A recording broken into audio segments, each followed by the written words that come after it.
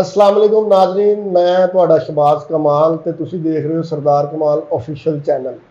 ਜਿਹੜਾ ਚੈਨਲ ਮੇਰੇ ਵਾਲਿਦ ਸਾਹਿਬ ਦੇ ਨਾਮ ਤੋਂ ਬਣਿਆ ਸੀ ਤੇ ਅੱਲਾਹ ਪਾਕ ਉਹਨਾਂ ਦੀ ਮਗਫਰਤ ਕਰੇ, ਉਹਨਾਂ ਨੂੰ ਜੰਨਤ 'ਚ ਘਰ ਦੇਵੇ।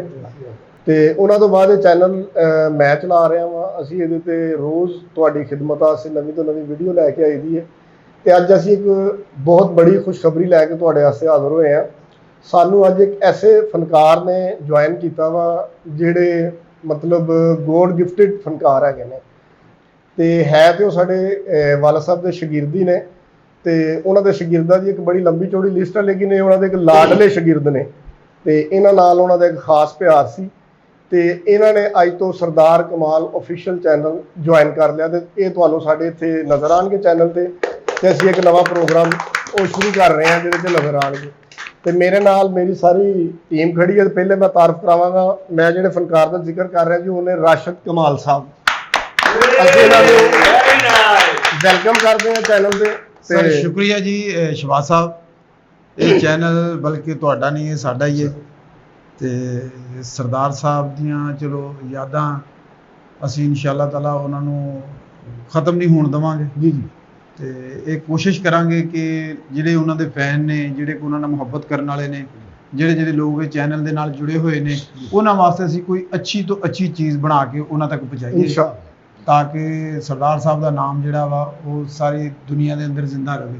ਬਾਕੀ ਸਮੀ ਸਾਹਿਬ ਅਗਰ ਦਿਖਾਣ ਜੀ ਨਾਲ ਬਿਲਕੁਲ ਮੇਰੇ ਛੋਟੇ ਭਾਈ ਇਜਾਜ਼ ਕਮਾਲ ਸਾਹਿਬ ਖੜੇ ਨੇ ਤੇ ਉਹਨਾਂ ਦੇ ਨਾਲ ਸਾਡੇ ਆਰਟਿਸਟ ਨੇ ਮਿੱਠਾ ਸਾਹਿਬ, ਖੁਰਮ ਸਾਹਿਬ, ਗਾਮਾ ਸਾਹਿਬ, ਸਾਡੇ ਡਾਇਰੈਕਟਰ ਰਾਈਟਰ ਮਲਕ ਖਾਲਦ ਸਾਹਿਬ, नईम इमली साहब, गड़गीला साहब, मैडम सबा ते गड़गीला साहब खुद दसो जी। राशद वास्ते मैं यही कहूँगा कि राशद आप आए बहार आई। अच्छा वाह, क्या कहेंगे साढ़े फैसलाबाद वाकई ही सुपरस्टार।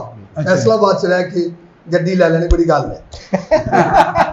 बंदे लाहौर जा गड्डी लेंदे और इत्थे गड्डी लेनी इस करके औखी है कि इत्थे हावां जड़ियां ने ना बकायदा कहंदे कि शीशा थल्ले कर तैनूं हां पाउणी ਤੇ ਉਹ ਸ਼ਹਿਰ ਹੈ।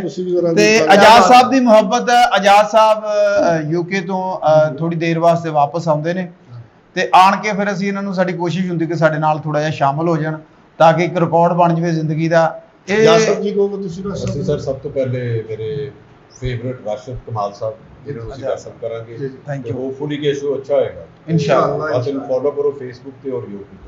हाल साहेब साडे जी राइटर डायरेक्टर जी जी अस्सलाम वालेकुम जी। सब तो पहले तो मैं राशिद कमाल साहब नूं अपने चैनल ते सरदार कमाल ऑफिशियल ते वेलकम करांगा। वेलकम कर रहे हैं जी।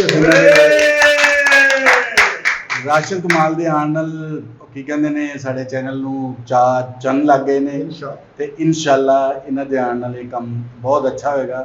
पहले भी अच्छा हो रहा, मजीद अच्छा होएगा। तुसीं भी दुआवां दी याद रखना, असीं भी बेहतरी हल जावांगे इंशाअल्लाह। अपनी बेस्ट विशेस ते सानू याद रखना जी और उम्मीद करते हैं कि साडे नाल लॉन्ग अरसा रहूंगा।